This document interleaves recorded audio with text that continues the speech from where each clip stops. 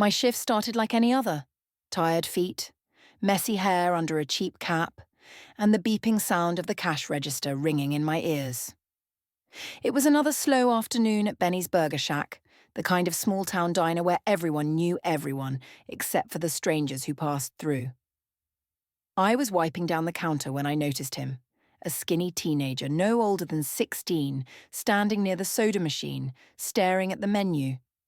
His clothes were worn, his shoes scuffed, and his hair messy like he hadn't seen a proper bed in days. I watched him fumble through his pockets, counting crumpled bills and loose change with shaky hands. He approached the counter slowly, avoiding my eyes. Can I just get the small fries and a water?" His voice cracked like he hadn't used it in a while. I glanced down at his handful of coins. It wasn't even enough for that. Before I could tell him, I saw something in his face. Embarrassment, and something deeper. Hunger, the kind you couldn't fake. I leaned closer and lowered my voice. "You like cheeseburgers?" He blinked, surprised. "Yeah, but I don't have enough." "Don't worry about it," I smiled. "I got you." He looked like he wanted to protest, but his stomach growled louder than his pride. He nodded silently. I swiped my employee discount card, added fries, and threw in a milkshake for good measure. I slid the tray across the counter. "What's your name?" I asked. He hesitated. "Eli." "Nice to meet you, Eli. I'm Jenna." He nodded again, clutching the tray like it was the best meal of his life. He found a corner booth and ate quietly, keeping his head down. The manager, Dave, gave me a disapproving look. "You covering random meals again?" I shrugged. He needed it. Dave rolled his eyes and walked off. Typical. I glanced back at Eli. For a second, I wondered what his story was. Why was he alone? Where was his family? Little did I know. I was feeding someone whose life was about to turn mine upside down. The next day, Eli was back. Same clothes, same empty look in his eyes. This time, he didn't even approach the counter. He just sat at the same corner booth, head down, hands in his lap. I walked over, leaned on the table and whispered, "Back for more?" He looked up, guilty. "I shouldn't have come back, I just—" "Stop." I handed him a menu. "What do you feel like today?" His eyes watered a little, but he smiled faintly. "Just fries, and maybe water again." I shook my head. "No way. You're getting the works today. My treat." I brought him a full meal again. Burger, fries, and a soda. He looked at me like I had given him the world. But before I could sit down and ask more about him, he stood suddenly. "Thank you. For everything. But I gotta go." He rushed out the door before I could stop him. I stood there, confused. The next few days, I kept looking for him. But he didn't show up. I started to wonder if I'd imagined the whole thing. A stray kid passing through town, gone as fast as he came. 2 weeks later, on a Friday night, Benny's was packed. People were buzzing about some big event in town, something about the Carrington family hosting a charity gala at the old Willow Creek Hotel. I didn't pay much attention. That was until the bell over the door chimed. And there he was, Eli. But this time, he wasn't in worn-out clothes. He was wearing a tailored suit, hair neatly styled, shoes polished. He walked in like he owned the place. My jaw dropped. Eli walked straight to the counter, smiling like he'd been waiting for this moment. "Hey, Jenna," he said, voice steady and confident. I just stared, frozen. Behind him, a sleek black car waited at the curb, and a man in a dark suit, security maybe, stood watching through the glass. What's going on?" I whispered. Eli leaned on the counter and lowered his voice. "I never got to tell you the truth." I swallowed hard. "The truth?" Eli nodded. "My real name is Elijah Carrington, and I'm the heir to Carrington Industries." The air left my lungs. I gripped the edge of the counter like it was the only thing holding me upright. "Elijah Carrington?" I whispered, trying to process the words. Eli nodded slowly, glancing around to make sure no one was listening. "I wasn't lying when I told you my name was Eli, just not the full truth. I had to disappear for a while, to prove something to my family, that I wasn't just some spoiled rich kid living off a name I didn't earn.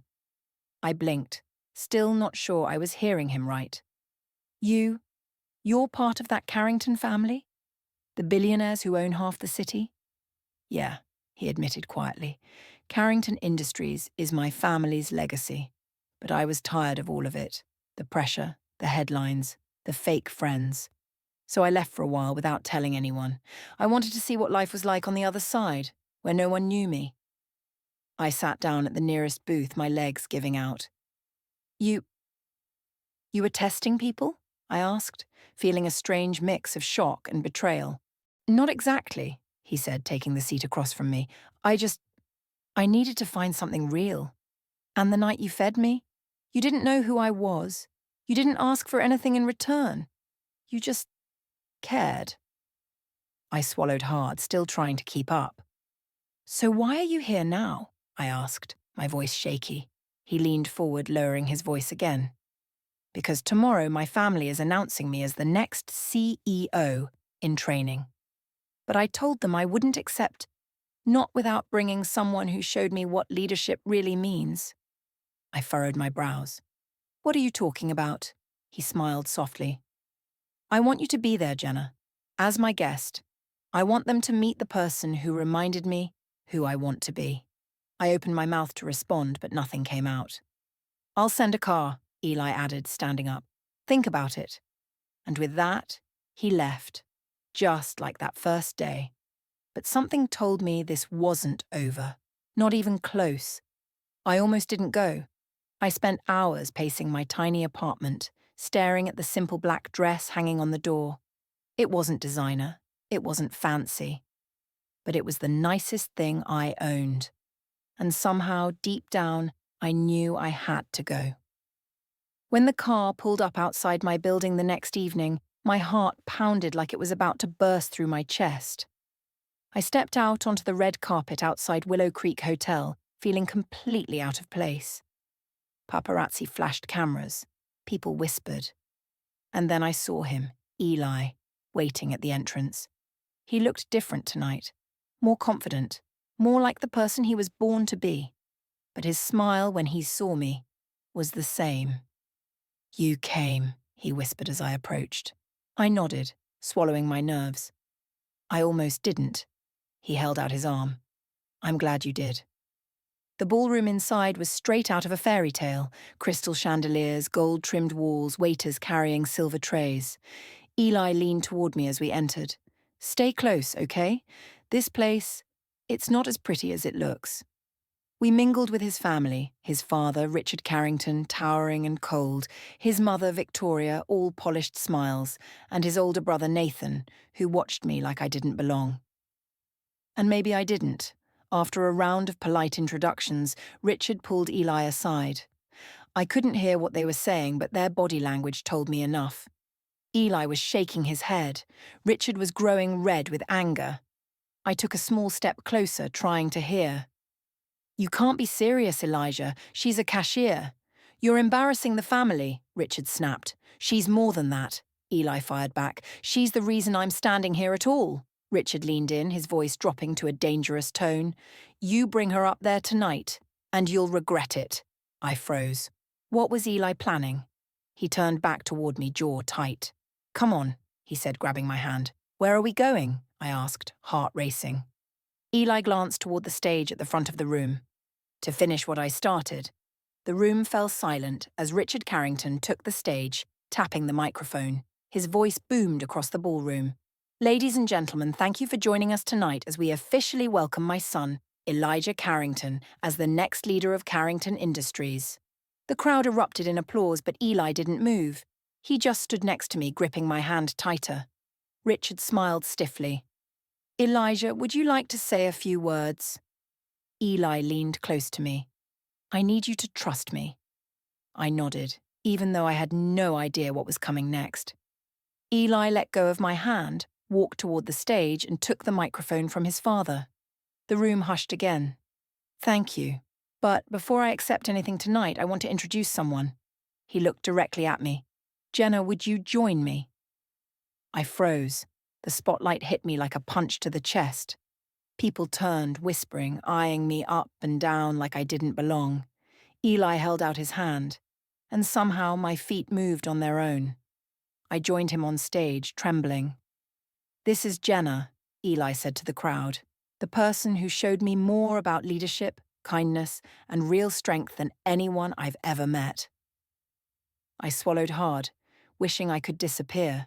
Eli continued, "She didn't care who I was when I walked into her life with nothing. She didn't ask for anything in return. She just gave." Gasps rippled through the audience. Richard's face darkened with fury. Eli looked at his father. "I won't lead this company if it means turning into someone who looks down on people like Jenna." The tension in the room was thick enough to choke on. "And if anyone here has a problem with that—" Eli paused, scanning the crowd. "You can take it up with me." The silence stretched for what felt like forever. Then, applause. Scattered at first, then louder, stronger.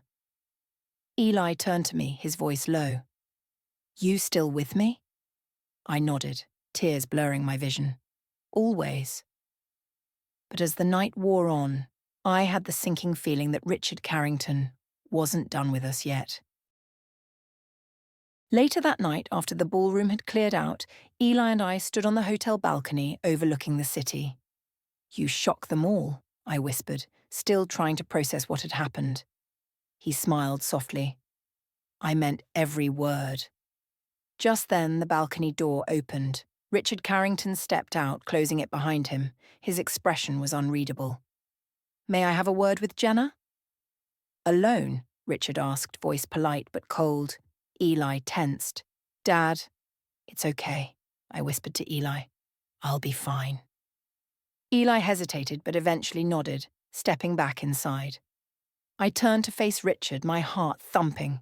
He stepped closer, hands clasped behind his back. "You've made quite the impression tonight," he said. I stood tall, refusing to flinch. "I didn't ask for this attention."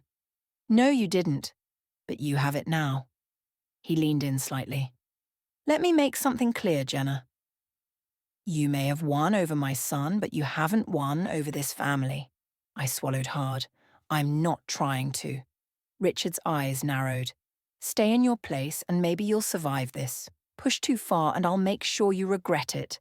I clenched my fists, anger burning in my chest. "You don't scare me." His lip curled in a bitter smile. "You should be scared. You have no idea what you've walked into."